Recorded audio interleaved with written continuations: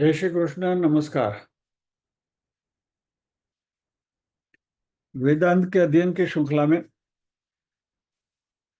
आद्य श्री शंकराचार्य जी विरचित विवेक चूड़ामणि के आज के सत्र में सभी साध्यायियों का स्वागत एवं अभिवादन। ओंकार के नाद के साथ प्रार्थना करेंगे।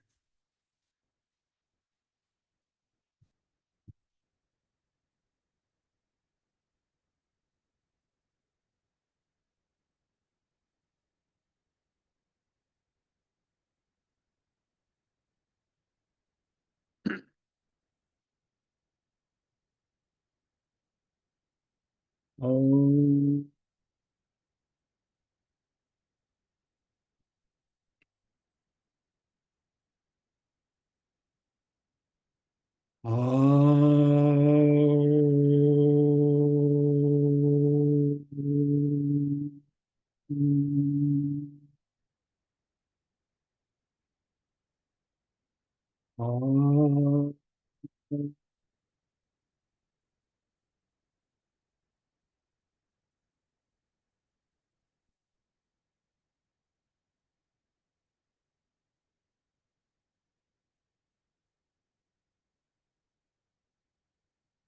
वक्रतुंड महाकाय सूर्यकोटि समप्रभ निर्विघ्नं कुरु मे देव सर्वकार्येषु सर्वदा। या कुन्देन्दु तुषारहारधवला या शुभ्रवस्त्रावृता या वीणावरदण्डमण्डितकरा या श्वेतपद्मासना या ब्रह्माच्युतशङ्करप्रभृतिभिर्देवैः सदा वन्दिता। सा मां पातु सरस्वती भगवती निःशेषजाड्यापहा। वसुदेवसुतं देवं कंसचाणूरमर्दनम् देवकी परमानन्दं कृष्णं वन्दे जगद्गुरुम्।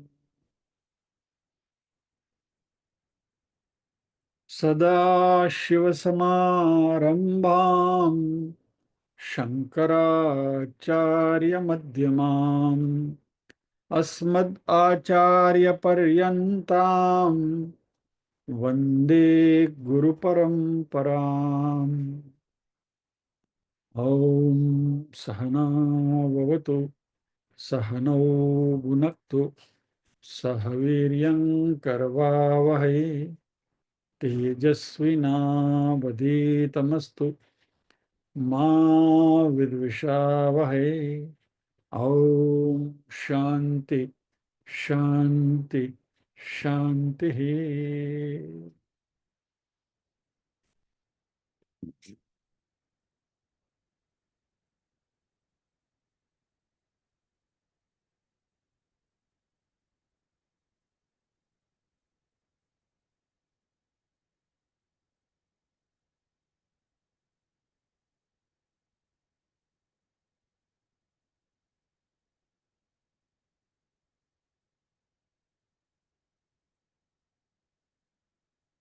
इस श्लोक का हमने अध्ययन किया। शांता महांतो निवसन्ति संतो वसन्तवल्लोकहितं चरन्तः तीर्णा स्वयं भीमभवार्णवं जनान् अहेतुनान्यानपि तारयन्तः।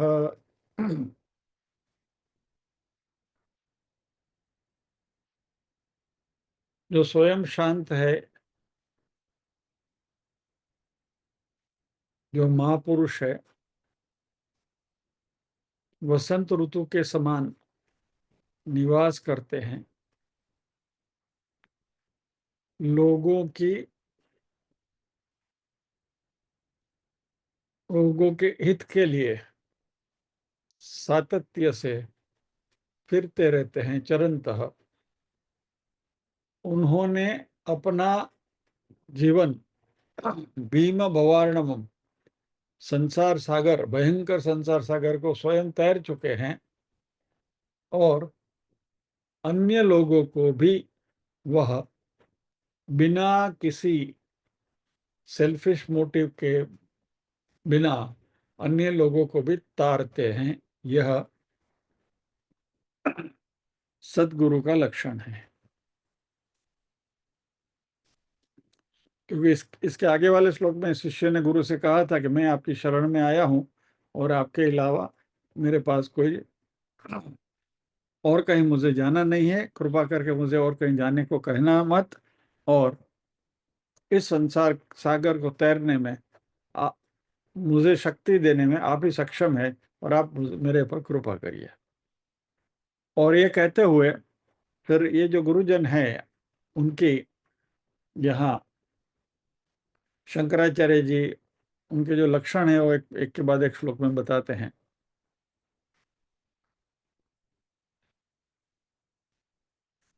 यहाँ लोकहितम चरंतः जो फ्रेज आया, उसके संदर्भ में हमने कुछ बातें करी थी कि ये संत जन समाधि क्यों लेते हैं,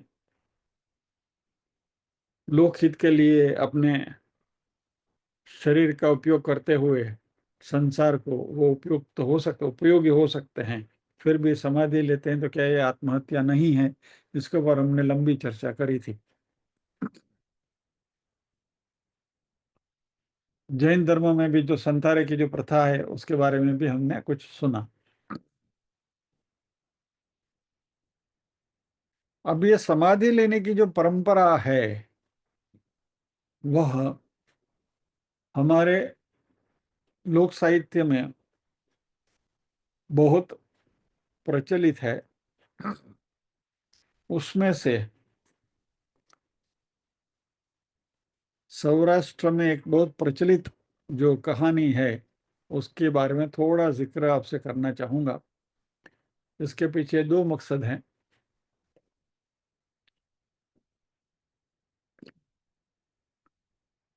और जो हमारे गुजराती श्रोताजन हैं उन्होंने तो यह भजन बहुत बार सुना होगा। It is very popular.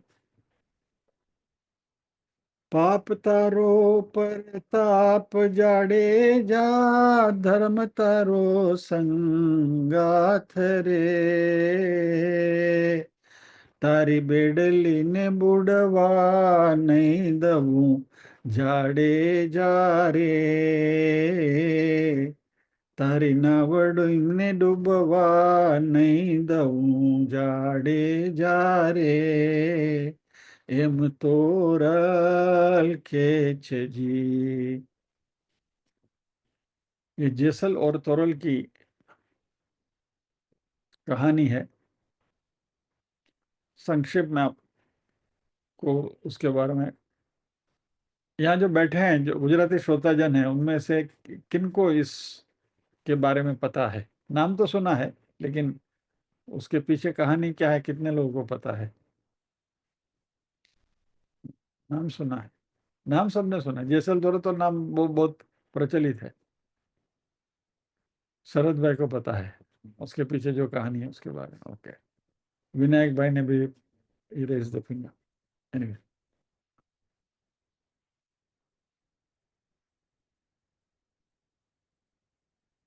अच्छा मैं थोड़ा नॉस्टैल्जिया अतीत में लेके जाता हूँ।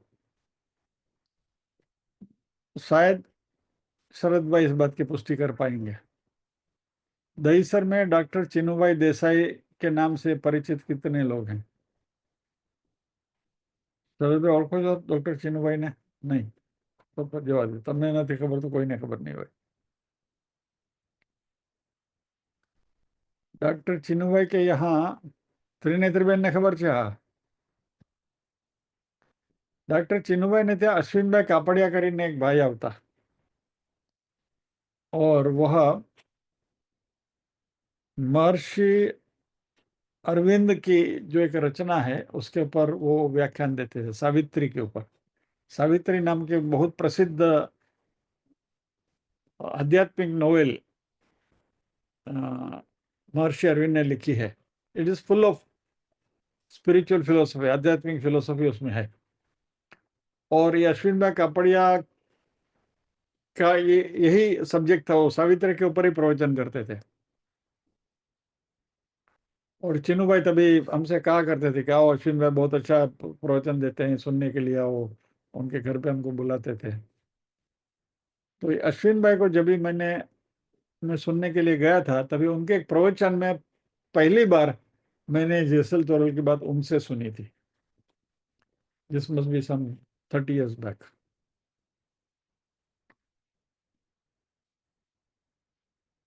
आई will not get into the details of the story, but story कुछ ऐसी है कि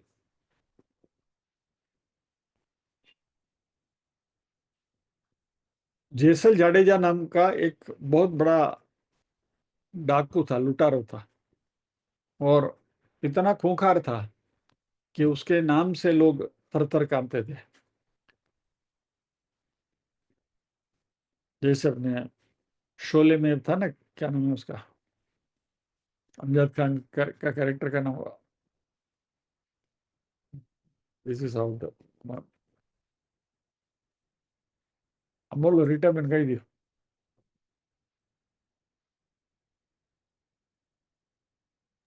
गब्बर सिंह. गब्बर सिंह, बस ये जो जेसल जो था वो गब्बर सिंह का बाप था, ऐसा समझो ना. इतना खूंखार था. यानी जेसल यानी साक्षात भय, साक्षात यमराजा.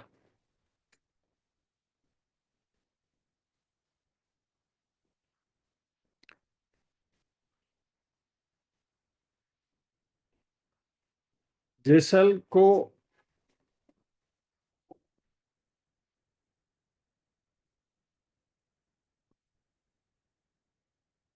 जेसल के बहनों शायद राजा के यहाँ सेनापति थे, और राजा ने कहा कि भाई जेसल को कुछ इलाज उसका करना पड़ेगा, और उसका बहनों उनको पकड़ने के लिए कुछ ये कर रहा है, प्लानिंग वगैरह कर रहा है. तो जेसल ने अपनी बहन और अपने भांजे को भी मार डाला था.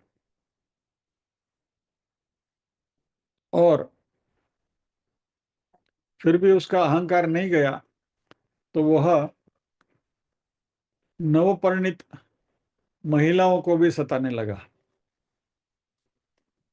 तो एक बार उसकी भाभी ने उसको इन्हें मेणु मारे टोणू, तुम इतने मर्द है तो अपनी मर्दानगी जाकर दिखाओ. सासत या काठी करके जो हैं उनके यहाँ एक तोरी नाम की घोड़ी है, और उनकी जो तलवार है काठी की, वो लेकर आओ, तो मैं मानूं कि तुम मर्द हो. बाकी ये औरतों को सता के क्या मर्दानगी दिखा रहे हो. और जैसल तो वैसे भी खूंखार था, तो वो निकल पड़ा वहां जाने के लिए. और सासत्या काठी के गांव में पहुंचा वो. आधी रात बीत चुकी थी, उनके यहाँ भजन चल रहा था. और ये जेसल वो जो तोरी घोड़ी जहाँ बांधी हुई थी उस जगह पर जाता है, और वो घोड़ी को वहां से खोलकर ले जाने की पैरवी कर रहा है. इतने में वो घोड़ी अपने कुछ अनजान व्यक्ति को उसके इसमें आते हुए देखकर वो भी एकदम ये करने लगी.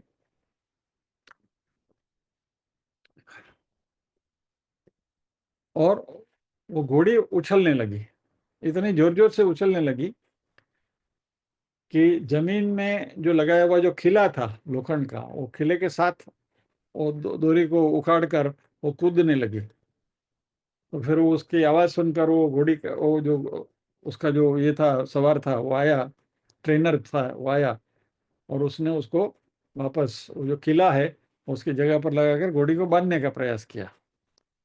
लेकिन जब ये घोड़ी ने इतना तूफान करना शुरू किया और ये जो भी उसका ट्रेनर आने लगा, उसको देखकर जेसल जो अंदर था वह वहां घास के गंजी के बीच में छुप गया।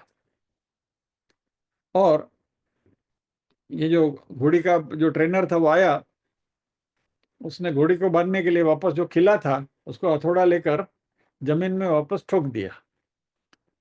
इत्तेफाक से वो किला जेसल के हाथ में से गया और उसके हाथ के साथ वो जमीन में वो ये लग गया, और जेसल ने मुंह में से ओंकार भी नहीं निकाला, आवाज भी नहीं निकाली। ये तो चला गया। फिर बाद में ये जो सासतिया काठी के यहाँ जो भजन वगैरह चल रहे थे तो सबको प्रसाद बांटने लगे। तो वहां प्रथा ऐसी थी कि कोई भी व्यक्ति उनके यहाँ से प्रसाद लिए बिना न जाए। तो सबको प्रसाद बांट बांट दिया गया। एक व्यक्ति का प्रसाद बचा। तो सबसे पूछा गया कि भाई आपने प्रसाद लिया, आपने लिया, आपने लिया, आपने लिया? सबने बोला हाँ, सबको मिल गया। एक किसको नहीं मिला है, ऐसे ढूंढते ढूंढते पता चला। तो ये जो घोड़ी जहाँ बांधी हुई थी वहां से कुछ आवाज आ रही थी, वो घोड़ी वापस ये करने लगी।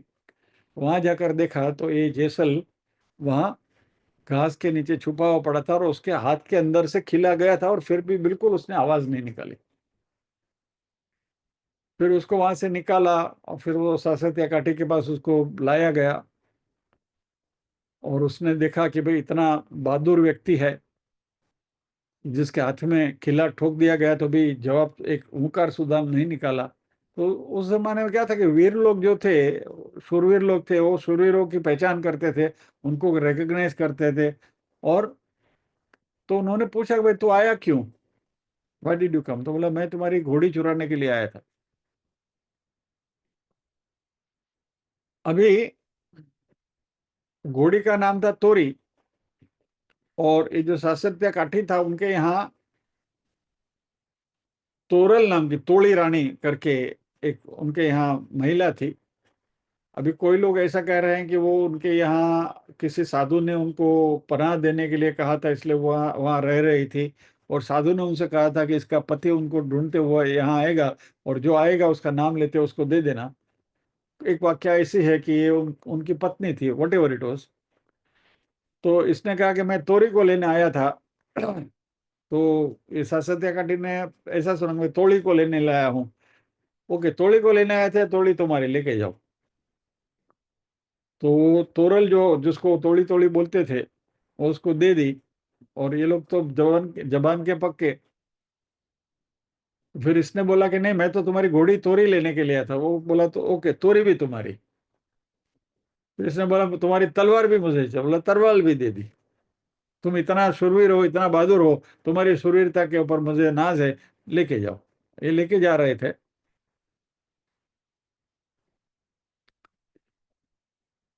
बीच में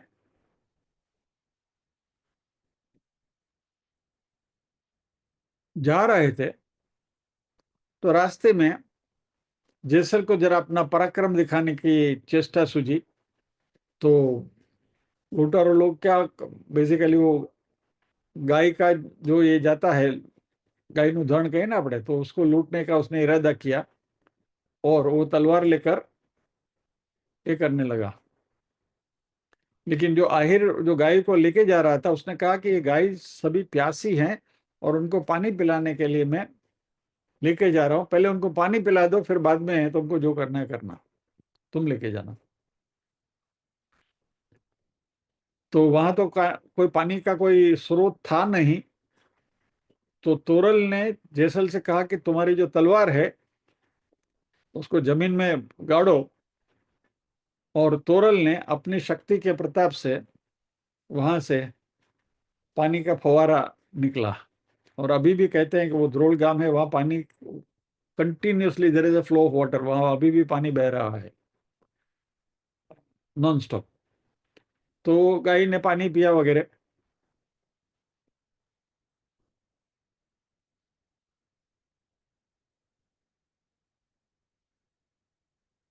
अभी जेसल ने वो जो घोड़ी थी वो अपने गांव भेज दी किसी के साथ। अभी ये जब कहानी है ना उसमें कहीं कहीं लूज एंड्स काफी हैं, what ever it is. Jesal और तो मेन बात अभी यहाँ ये करनी है कि जेसल और तोरल निकले। अभी तक जेसल तोरल को अपनी पत्नी के हिसाब से ट्रीट करता, यानी रानी कर कर बुलाता था। नाव में बैठे जाने के लिए, और रास्ते में मझधार बीच दरिया में इतना जोर से तूफान आया कि नाव डूबने लगी, और इतना भयंकर तूफान था कि बचना मुश्किल था। और जेसल घबरा रहा था और तोरल बिल्कुल शांत बैठी थी, उसके चेहरे पर कोई भय का निशान नहीं था। और तो जेसल ने उससे पूछा, डर गया था। मनुष्य को जब भी मौत की डर सताती है तो कोई भी भयंकर से भयंकर जो अहंकारी व्यक्ति है वो भी ढीला पड़ जाता है मौत के सामने। तो अभी तक जो तोरल को रानी तोरल करके बुलाता था, अपनी रानी करके बुलाता था, उसने पहली बार उसको संबोधन किया सती तोरल। सती यानी पायसुम, क्योंकि उसका चमत्कार तो देख लिया था उसने, तलवार से पानी निकाला हो। तो उसको लगा कि इसमें कोई शक्ति है, और इतना तूफान है फिर भी शांत बैठी है। तो जेसल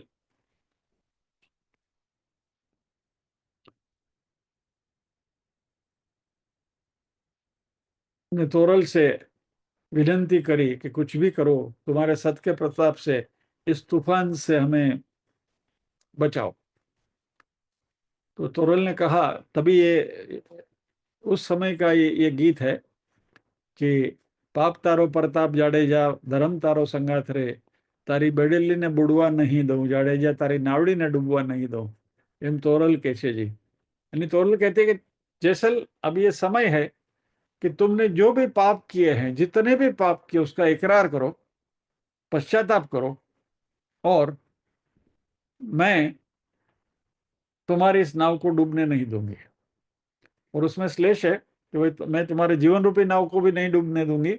यानी ये जो संसार का जो भवसागर की जो बात आई थी ना, उसके संदर्भ में बात हो रही है कि हमारी जीव रूपी नावड़ी को भी वो बोली कि मैं नहीं डूबने दूंगी, और ये नाव जिसमें तुम बैठे हो, हम दोनों बैठे हैं, उसको भी मैं डूबने नहीं दूंगी, provided you confess all your sins. तुमने जो भी पाप किए हैं वो सारे पाप का तुम प्रायश्चित करो। तो ये पूरा जो भजन है उसमें जैसल एक एक अपने किए हुए पापों को याद करते करते करते उसकी एक एक स्टांजा, मैंने ये किया, मैंने वो किया, मैंने वो किया, वो किया, सभी पापों का पश्चाताप करता है। और पश्चाताप करते करते करते करते जेसल का भी हृदय परिवर्तन हो गया, और उसका सारा अहंकार पिघल गया। और इस उसको फिर ये तोरल की भक्ति और तोरल की जो सत्यता है उससे उसमें पूरा ट्रांसफॉर्मेशन हो गया। कहने का तात्पर्य यहाँ ये जो बात करनी है ये है कि मनुष्य जब भी इस भवसागर से तरने के लिए अपने किए हुए कर्मों का यदि प्रायश्चित कर लें तो सारे के सारे पाप का प्रायश्चित भी कर सकते हैं। और जैसे वाल्मीकि केस में हुआ था, वालिया लुटारा वाल्मीकि ऋषि बन गया, वैसे जेसल भी भक्त बन गया। ये तोरल की पूर्वाश्रम की कहानी भी कुछ अलग है, वो फिर कभी कहेंगे, दैट इज समथिंग डिफरेंट, यानी वो भी बिल्कुल फिल्मी टाइप कहानी है उसकी। But will talk about it sometimes later. लेकिन ये जेसल और Toral, it is known as a pious couple, और आज भी अभी उनकी समाधि भी है। हाँ, अब ये समाधि शब्द है इसलिए ये बात का खुलासा करना है कि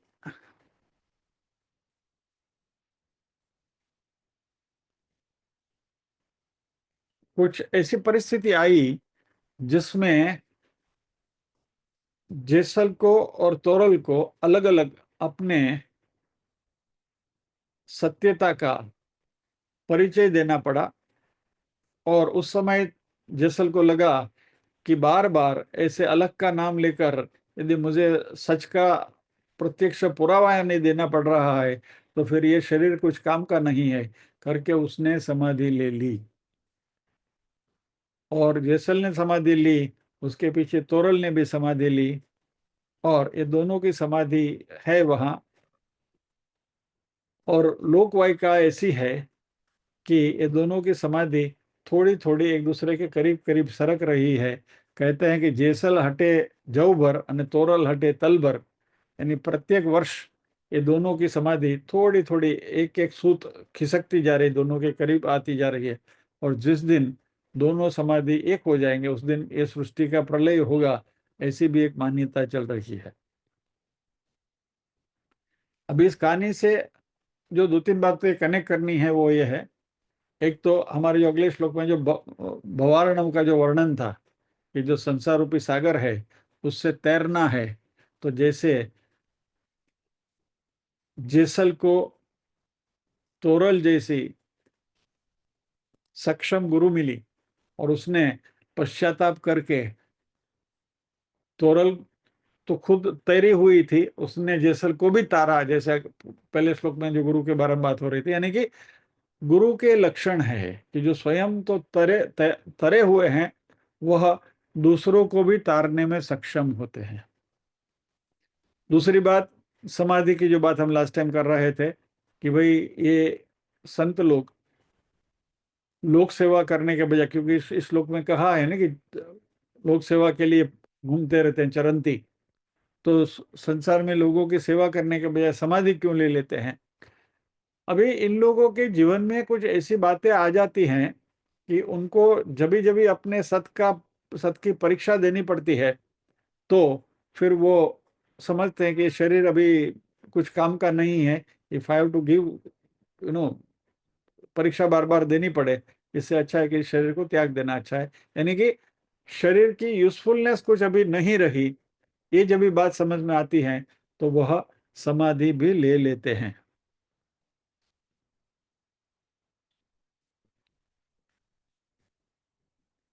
अभी now now on the lighter side, ये अध्यात्म में हम जब भी बात करते हैं, अभी जेसल की बात अभी हमने करी, तो जेसल ने भाभी का टोना सुनकर वह गया उधर, और फिर वहां तोरल से उसकी मुलाकात हुई, और फिर उसमें से उनको अलख की प्राप्ति हुई। नरसिंह मेहता ने भी को भी भाभी का टोना लगा था, इसलिए वो भी निकल पड़े और शिव जी के मंदिर में जाकर उन्होंने तपश्चर्या करी। और फिर बाद में आगे की कहानी हम सबको मालूम है। मान लीजिए कि ये हमारे क्लास है, स्टूडेंट्स हैं सब बराबर, और इसमें एक एग्जाम हमें लिखनी है, और एग्जाम में पेपर आया, और पेपर में ना विवेक चूड़ामणि के संदर्भ में या तो तत्वबोध के संदर्भ में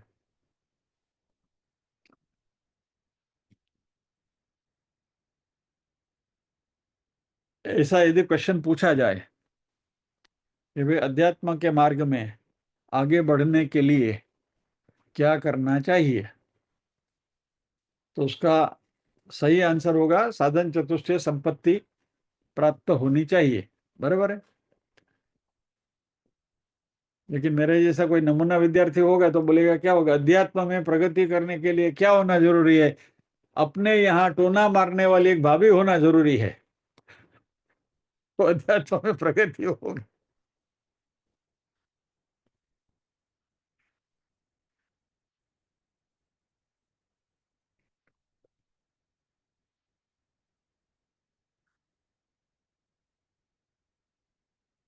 इसलिए यदि आप में से किसी के यहाँ भाभी हैं सदनसीब से, तो उनको थोड़ा सताया करो, ताकि वो कुछ ऐसा आपको टोना मारे कि अध्यात्म में बेड़ा पार हो जाए।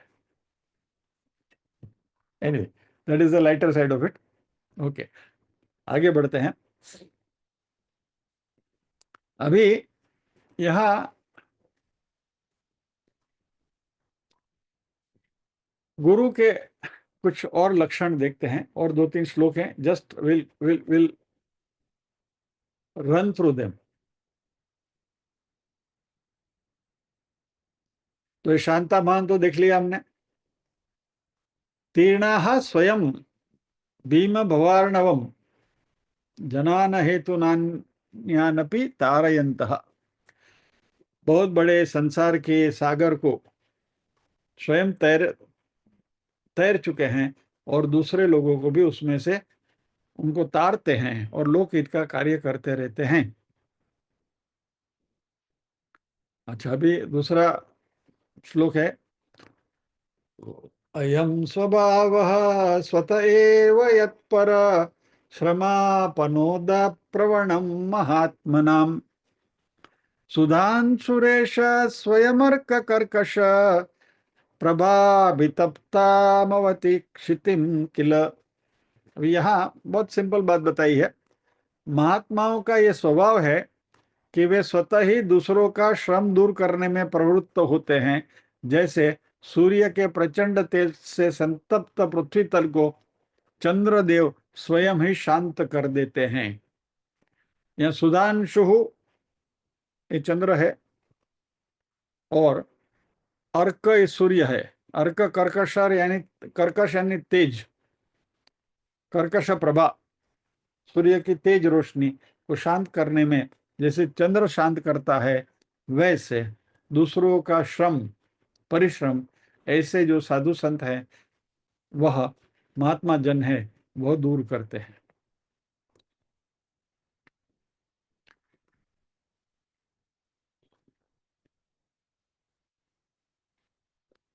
ब्रह्मानंद रसानुभूति कलितै पूतै सुशीतै सितै युष्मद्वाक्कलशोञ्जितै श्रुतिसुखैर्वाक्यामृतैः सेचय संतप्तं भवता पदावदहनज्वालाभिरेनं प्रभो धन्यास्ते भवदीक्षणक्षणगते पात्रीकृता स्वीकृता। हे प्रभु, प्रचंड दावानल की ज्वाला से तपे हुए इस दीन शरणापन्न को आप अपने ब्रह्मानंद सानुभव से युक्त परम पुनीत सुशीतल निर्मल और वाक रूपी स्वर्ण कलश से निकले हुए श्रवण सुखद वचनामृतों से सींचिए। यानी गुरुमुख से जो शास्त्रों का श्रवण होता है, शास्त्र वाक्यों का जो श्रवण होता है, उसकी कितनी महिमा करी है कि प्रचंड संसार दावानल की ज्वाला से तपे हुए इस दीन शरणापन्न को, जो दीन शरण में आए हैं, एक तो क्या है, अपने ब्रह्मानंद रसानुभव से युक्त, यानी जिसने ब्रह्मानंद की जिसने अनुभूति करी है। पूत ही पूत यानी कि पुनीत, पायस। शीत ही शीतल, निर्मल और वाक रूपी स्वर्ण कलश से निकले हुए श्रवण सुखद वाक्यामृत ही सेचय, उससे श्रुति सुखैर वाक्यामृत ही सेचय। सेचय यानी क्या कहते उसको, विनंती करते हैं। उसका संस्कृत शब्द में, sorry, Rita ben, can you help मी?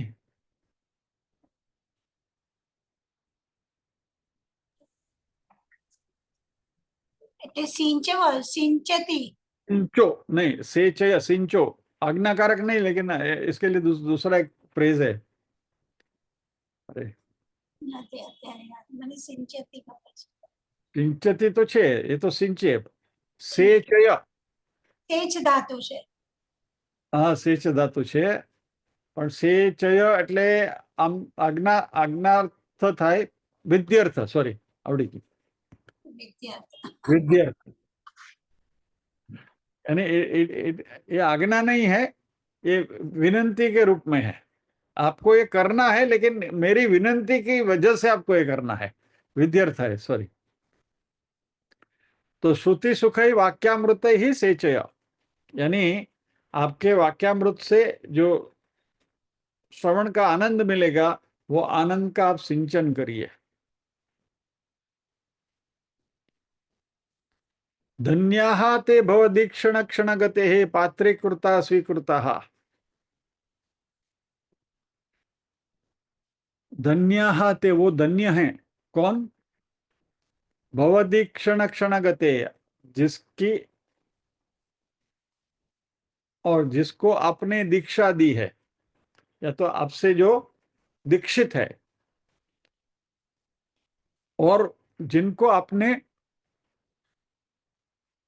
उसके पात्र समझा है, सुपात्र समझा है, स्वीकार किया है जिनका, वह धन्य है। यानी ये शिष्य कहते हैं कि हम भी धन्य हैं कि आपने हमारा स्वीकार किया, आपने हमें इस विद्या के लायक समझा, और आप अपने वाक्यामृत से सिंचन कर रहे हैं।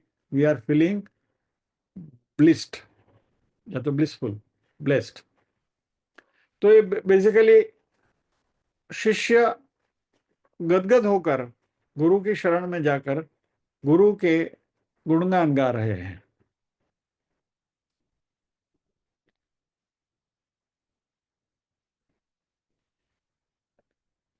कथम तरेयम भव सिंधुमेतम का वा गतिर्मे कतमोऽस्युपायः जाने न किंचित कृपया वमाम्भो संसार दुख क्षतिमातनुष्व।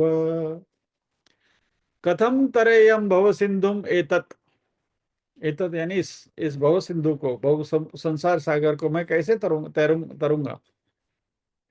कावा गतिर में, या तो मेरी गति क्या होगी।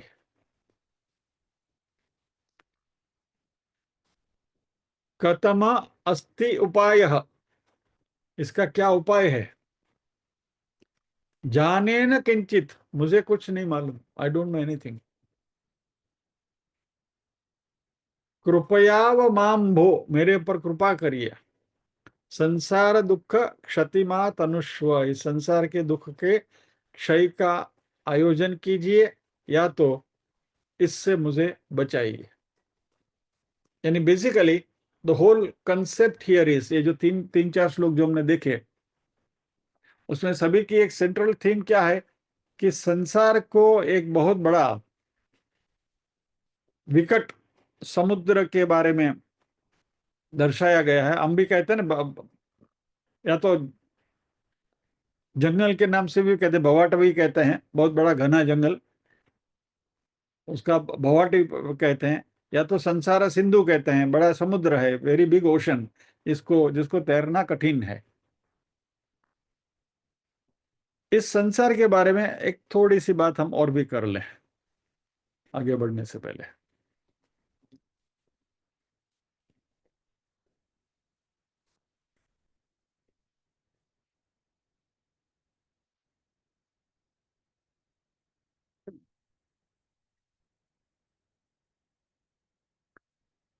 हम मनुष्य की जो दुविधा है, या तो मनुष्य की जो स्ट्रगल है, उसको जरा गौर से देखें तो ये जो सारा दर्द है, या तो दुख है, या तो ये जो भी श्रम है, ऑल दिस पेन,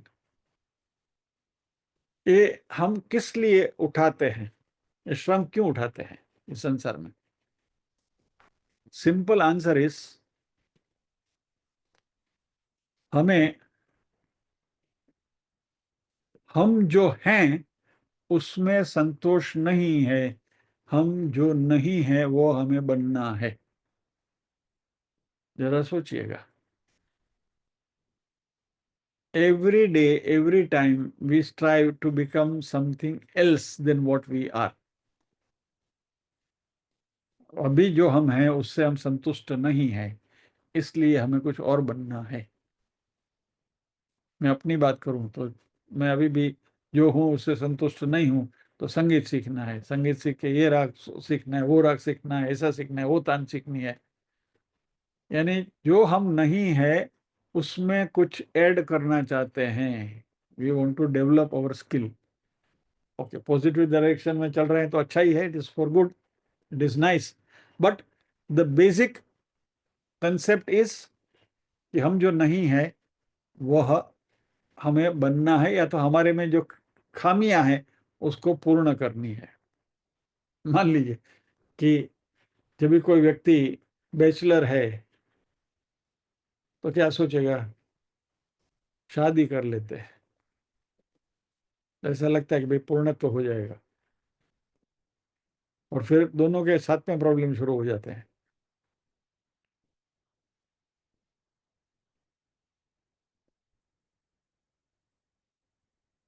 तो कुछ न कुछ ट्रांसफॉर्मेशन हमें हमारे में लाना है। यानी बैचलरहुड में से हस्बैंडहुड में चले गए। हस्बैंड की तो डेफिनेशन आपको मालूम है ना, हंसते हंसते जिसकी बैंड बजाई जाती है वो हस्बैंड।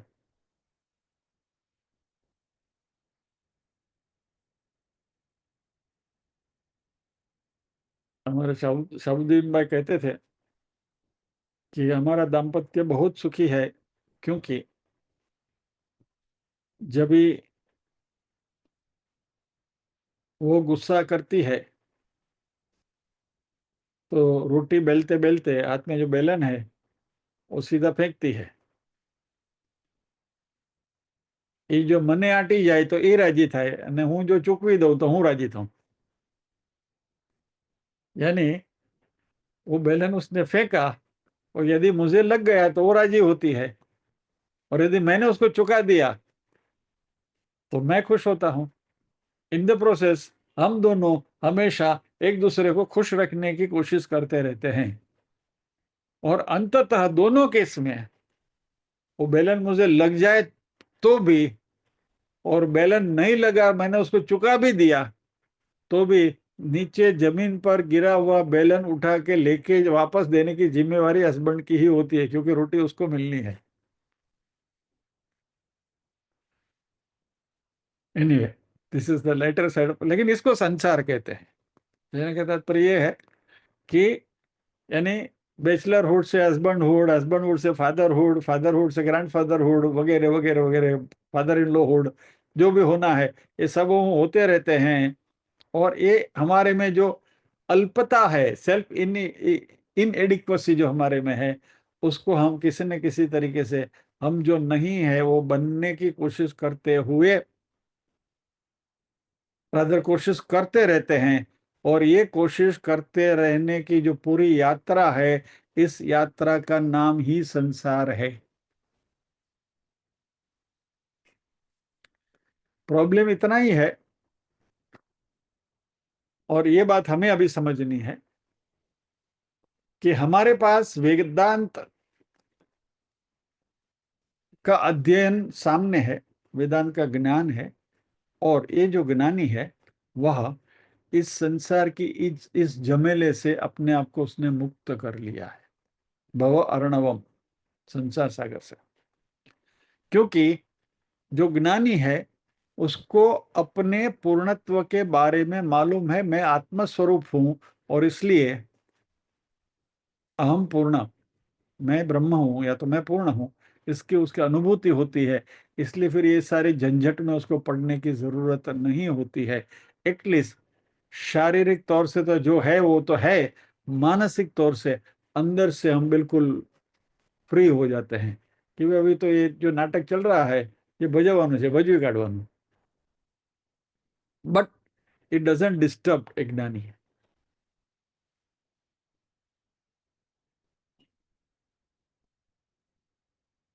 तो ये संसार जो है, ये जो ज्ञानी जन है वो स्वयं तैर चुके हैं, और अहेतुना अन्य जना भी तारयंत। विदाउट एनी सेल्फिश मोटिव, अपना किसी भी स्वार्थ के बिना निस्वार्थ वृत्ति से दूसरे लोगों को भी तारने की वो हमेशा कोशिश करते हैं, प्रयत्नशील रहते हैं। और अहेतुना, without any expectation, without any cost, कुछ भी दाम लिए बिना।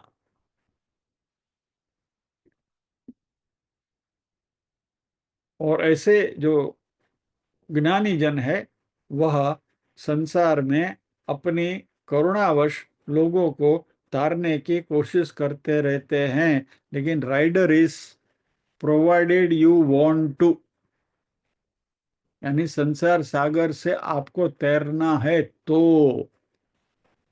बाकी ऐसे हाथ पकड़ के नहीं बोलेंगे चलो मैं तुमको सागर पार करा के देता हूँ, वो कभी होता ही नहीं है। You have to be willing first. और यदि, और इसलिए मुमुक्षु कहा गया है ऐसे व्यक्ति को कि जिसको मोक्ष की इच्छा है, स्वयं इच्छा है कि मुझे अब ये संसार सागर से तैरकर बाहर निकलना है, ऐसी तीव्र इच्छा जिसमें है उसको मुमुक्षु कहा गया है। और ऐसे मुमुक्षु जनों को एक ज्ञानी जन संसार सागर से पार करा देते हैं। तो यह शिष्य अपने गुरु से कहते हैं कि मैंने आपको गुरु के रूप में चुना है और मुझे इस संसार सागर से पार लगाइए।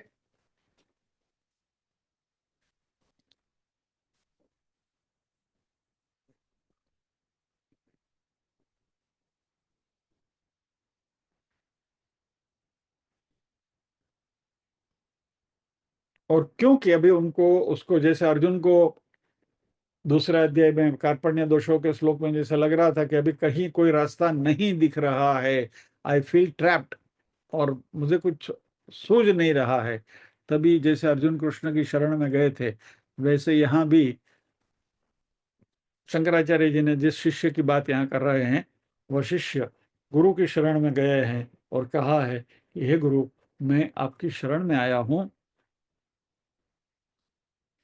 और फिर ऐसा कहते हुए उस गुरु की महिमा का वर्णन किया गया है।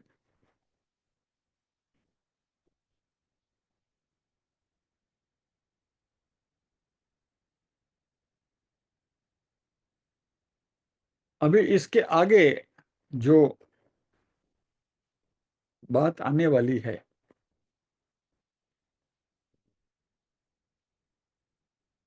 इसमें गुरु शिष्य के संवाद आने वाले हैं, उसका भी थोड़ा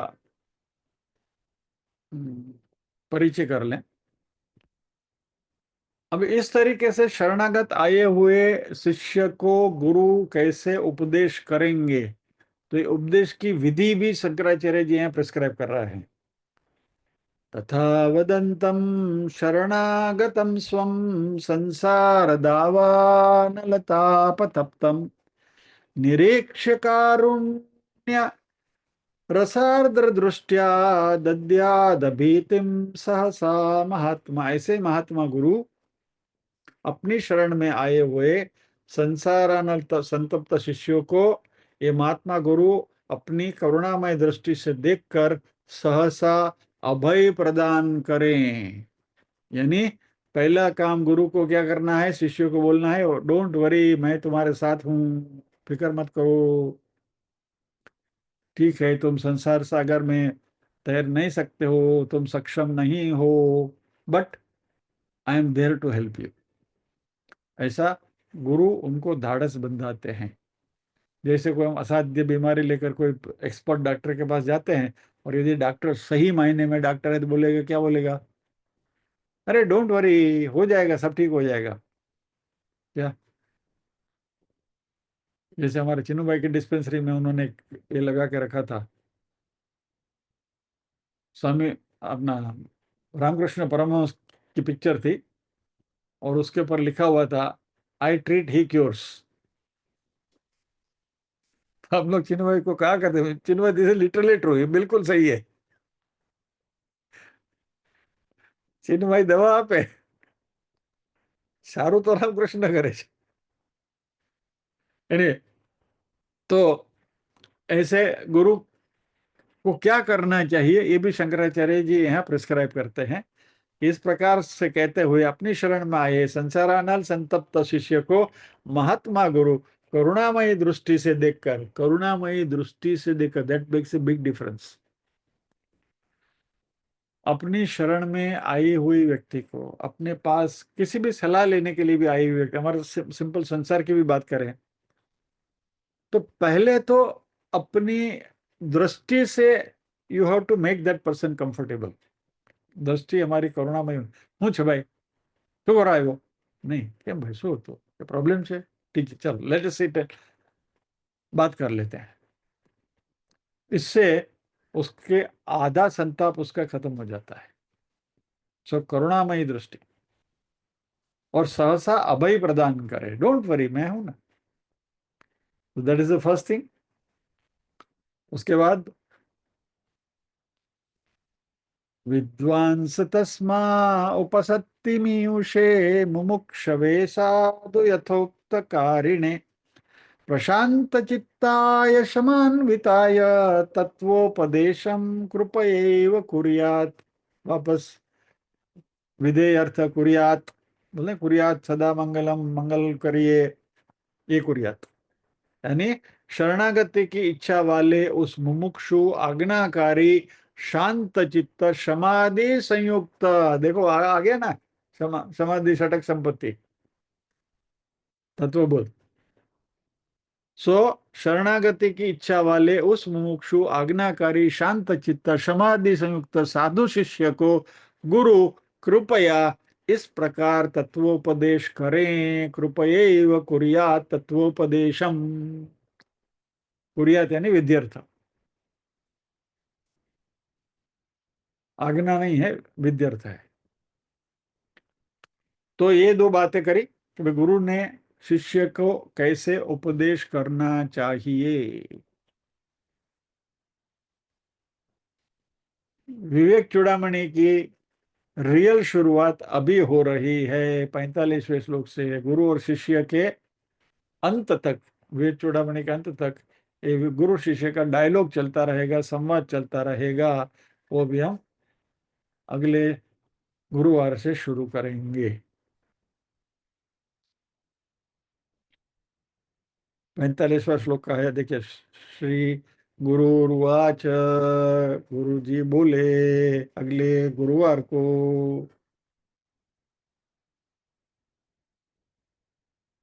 तो with this will pause here, यहाँ विराम लेंगे, प्रार्थना करेंगे।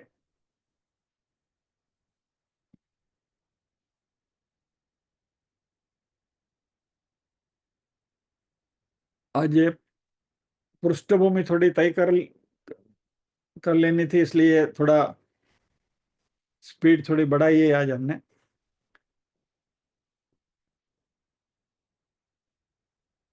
प्रार्थना करेंगे। ओम असतो मा सद्गमय, तमसो मा ज्योतिर्गमय, मृत्योर्मा अमृतंगमय। सर्वेषां स्वस्तिर्भवतु, सर्वेषां शान्तिर्भवतु, सर्वेषां मङ्गलं भवतु, सर्वेषां पूर्णं भवतु। लोकाः समस्ताः सुखिनो भवन्तु, लोकाः समस्ताः सुखिनो भवन्तु। नाहं कर्ता हरिः कर्ता, हरिः कर्ता हि केवलम्। ओम शांति शांति शांति ही। सभी के हृदय कमल में विराजमान परम कृपालु परमात्मा को वंदन करते हुए आज के सत्र को विराम देते हैं। अगले गुरुवार फिर मिलेंगे। जय श्री कृष्ण। जाने से पहले हमारे साथियों ने जो कहा है उसकी विस्मृति नहीं हुई है। आदि भौतिक, आदि दैविक, आध्यात्मिक ताप के बारे में कुछ और भी बात करनी है, लेकिन जब तक मैं स्वयं अपने आप को संतुष्ट न पाऊं तब तक वो बात आपके सामने मैं नहीं रखूंगा। इसलिए I am doing my homework properly, और फिर आपके सामने बात करूंगा। हो सकेगा तो मे बी नेक्स्ट थर्सडे। जय श्री कृष्ण।